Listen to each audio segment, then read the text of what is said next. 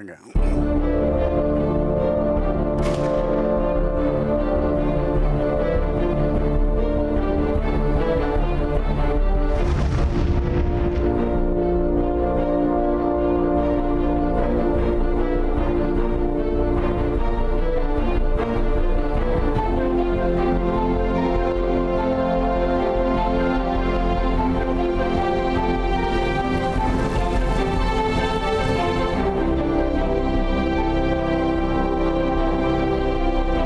No aceptaremos la exclusión de nuestro pueblo de ese derecho. Mr. Gorbachev, tear down this wall.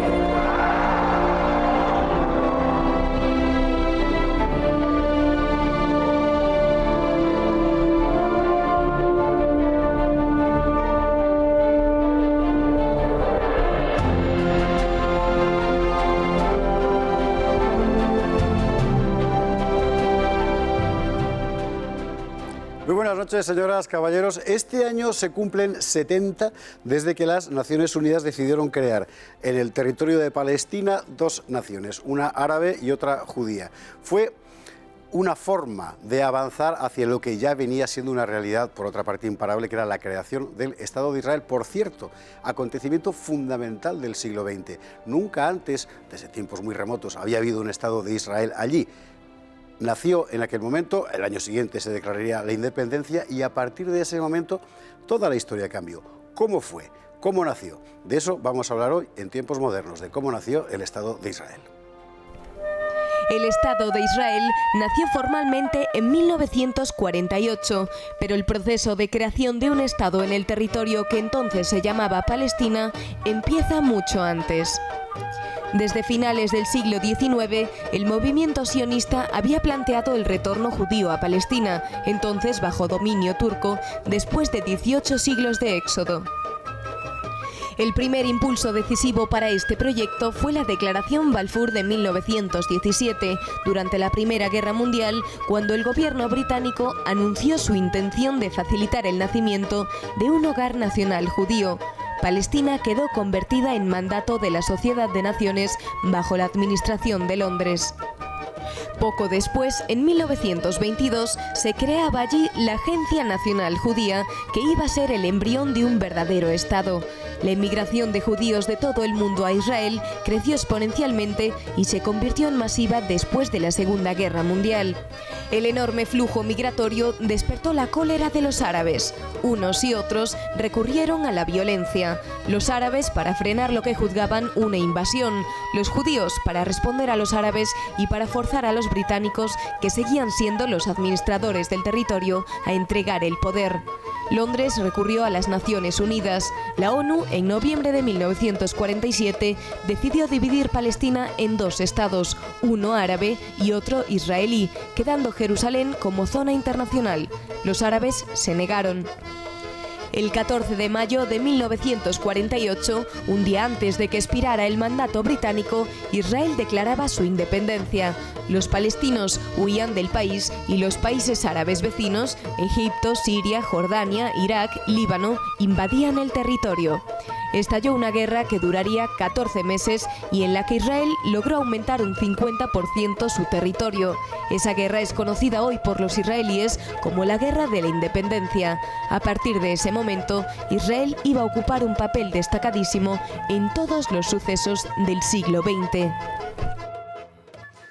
Gabriel Ventasgal, muy buenas noches, bienvenido a Tiempos Modernos. Un placer, un placer. Bueno, estamos acostumbrados a convivir todos los días en la actualidad cotidiana con la existencia del Estado de Israel, pero hay que recordar que el Estado de Israel nació en el siglo XX como tal y fue un acontecimiento desde el punto de vista político, geopolítico, por supuesto, militar, histórico, económico, absolutamente decisivo. Cambió el mapa por completo. Y es sin duda un milagro. Piensa de otra manera, ¿cuántas personas españolas viven en el mundo? No en España, en el mundo. Dicen que en torno a 1.800.000, una cosa así. Ahora imagínate que ustedes se ponen de acuerdo, todos los españoles del mundo, para en 20 años dejar sus casas e irse a vivir a la tierra ancestral. Eso fue lo que pasó con los judíos. Desde el momento que el padre del sionismo, Teodoro Herzl, en el año 1897, llamó a los judíos a regresar a la tierra de Israel, judíos de todo el mundo de 160 países en esa época, lo que sería hoy, se levantaron y fueron a vivir a la tierra de Israel. Es un milagro. Es un proceso, sin embargo, lento. Es verdad que desde muy lejos y con los medios de transporte de la época que no son los de ahora, ¿no? Es un proceso lento porque a la altura de los años 40, durante la Segunda Guerra Mundial, justo antes o justo después, la cifra de población judía en Palestina ha crecido muchísimo, pero sigue estando en torno a menos de 1 millón. Es a partir del final de la Segunda Guerra Mundial cuando crece de forma exponencial. A decir verdad, ese dato no es exacto. ¿Por qué? Porque hasta la Segunda Guerra Mundial la cantidad de judíos que había era 400.000, frente a más de 1 millón de árabes. Luego de la Segunda Guerra Mundial sube la población a 600.000, que fue el momento de la declaración de independencia. Cuando se crea el Estado de Israel, se captan otro aproximadamente 1 millón de judíos que vienen al nuevo Estado de Israel. Ahí creció mucho la población. Es impresionante, sí. Duplicó la población. El Estado de Israel captó nuevos inmigrantes que eran todos judíos que venían a buscar refugio. Y, lógicamente, la aparición de un Estado nuevo sobre un territorio que otros consideraban ocupado por ellos genera un conflicto, evidentemente, conflicto que dura hasta hoy. Claro, pero hay que tener en cuenta lo siguiente. El nacionalismo como fenómeno es un fenómeno europeo. Los judíos que venían de Europa venían con ese nacionalismo. El nacionalismo árabe moderno se desarrolla solamente en el siglo XX, en la década del 20 Sí. del siglo XX. Por lo tanto, es posterior el nacionalismo árabe. Y el nacionalismo palestino se desarrolla especialmente durante los años 20 y empiezan los enfrentamientos. De alguna manera, la violencia, principalmente impulsada por el mufti de Jerusalén, que era un personaje nefasto que se terminó aliando con Hitler. Sí, es jodido. Y ocurrieron matanzas en el 21, en el 22, perdón, en el 20, 21, 29. Ahí empiezas a ver el conflicto ya nacer. Entendido. Hay que subrayar que cuando se habla del Estado de Israel no se está hablando de un Estado confesional judío, sino que hay una minoría árabe, hay una minoría cristiana, etcétera, al menos teóricamente, y de hecho es así hoy en día en la contextura del Estado de Israel, ¿no es así? Sí, pero hay dos temas a tener en cuenta con eso. Ten en cuenta que la identidad de una persona judía es una identidad mixta. El judaísmo es un pueblo que tiene una religión, que van de la mano, que tiene una memoria colectiva y que tiene también una cultura muy parecida y además un idioma. Es una identidad cultural. Entonces es difícil separar religión y pueblo. No es como tú que puedes ser, yo soy español de nacionalidad y católico, por ejemplo. El judaísmo es una identidad integrada.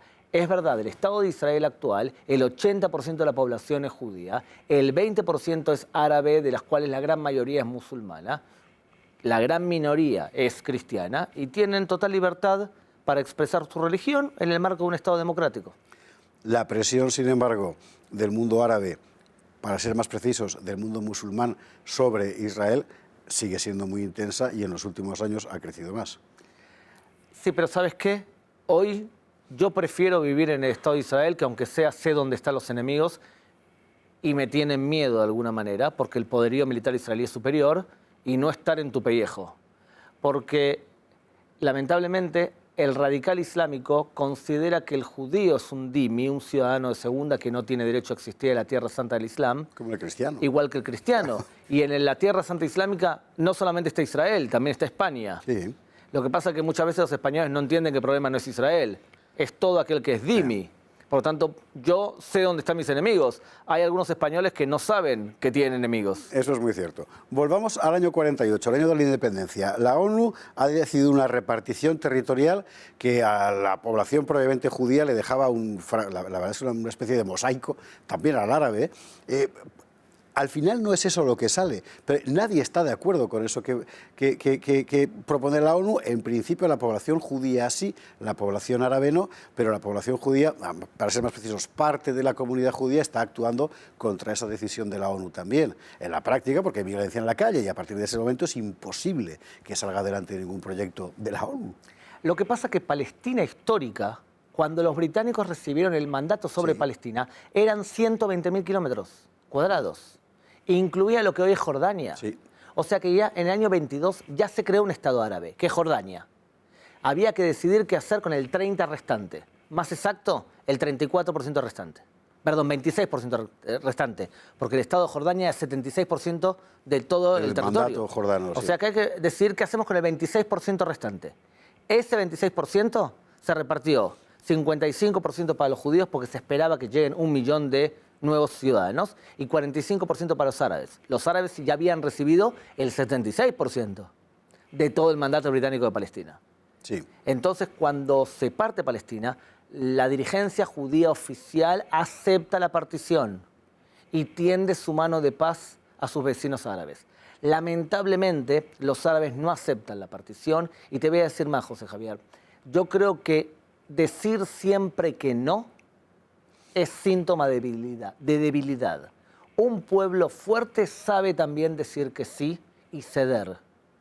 Los judíos, por lo visto, en esa época se sentían fuertes de poder decir sí, aceptamos nuestra parte. Los árabes dijeron que no y yo creo que era debilidad de la dirigencia, porque decir no es más fácil que decir que sí. Quizá una muestra de esa debilidad es lo que pasa inmediatamente después, que es una guerra sorprendente en la que una población judía en minoría, desde luego, respecto al árabe del entorno, que son países, en fin, sí, recién formados, es verdad, pero bueno, no son moco de pavo. Ni Transjordania, que se llamaba Jordania entonces, ni Irak, ni Líbano, incluso voluntarios saudíes y libios que acuden, son derrotados en una guerra que dura, ¿qué?, 1 año y medio, un poco menos, por el naciente Israel. Fue un milagro. A ver, la estrategia básica de todos los países, ¿sabes cuál era? Atacamos todos por el norte, donde están los asentamientos judíos más fuertes, pero el ejército egipcio va por el sur. Y el ejército egipcio conquista Tel Aviv y Jerusalén. Eran todas las fuerzas por el norte y solamente los egipcios por el sur. ¿Sabes lo que hicieron de verdad? Cada uno actuó por su cuenta, sin coordinación, de forma anárquica. El gran error de las fuerzas árabes fue ser egoístas y no combatir de forma coordinada. Los judíos en ese combate perdieron el 1% de la población. 6.000 muertos hubo. O sea que fue la peor guerra para Israel. Fue un milagro haber derrotado tantos ejércitos árabes. Nos queda muy poco para acabar porque este programa es muy corto, pero hay que hacer una última pregunta, evidentemente. Desde el punto de vista de un judío, balance del Estado de Israel, 70 años después de aquella declaración de la ONU. ¿Ha sido realmente un milagro? ¿Va a durar mucho más ese milagro? ¿Está Israel para siempre? Es la tercera vez que tenemos un Estado independiente, un reino independiente. La primera vez fue el rey David, la segunda vez fue con los hasmoneos en el siglo I antes de la era cristiana y esta es la tercera vez que somos independientes. Nunca en la historia del pueblo judío hemos estado mejor. ¿Y sabes qué? Vamos a estar aún mejor y va a haber paz con los árabes, porque ellos necesitan 2 cosas que el Estado de Israel tiene. Es probablemente el país más fuerte desalinizando agua. El futuro está en el agua en el Medio Oriente. Y lo segundo, tenemos una capacidad para poder hacer agricultura en desierto. Nunca hemos estado mejor. Si vamos a sobrevivir, depende de una sola cuestión, que siempre nos veamos en la mitad del camino e intentemos ser siempre muy creativos. ¿Es posible? Tenemos simplemente alguna bendición y es que Dios nos ha dado una tierra que no tiene ningún tipo de riqueza. Cuando a ti te han dado todo tipo de riquezas, te transformas en un vago que no quiere ser creativo. Cuando Dios no te ha dado nada, porque no tenemos petróleo, no te damos nada, entonces te tienes que esforzar para ser creativo. Hemos sido bendecidos por no tener nada. Bueno, es una buena forma de hacer una síntesis de lo que ha sido la historia del Estado de Israel, acontecimiento absolutamente fundamental del siglo XX. Gabriel Bentasal, muchísimas gracias por estar con nosotros en Tiempos Modernos y a ustedes les espero la semana que viene. Muchísimas gracias por estar ahí. Hasta el lunes.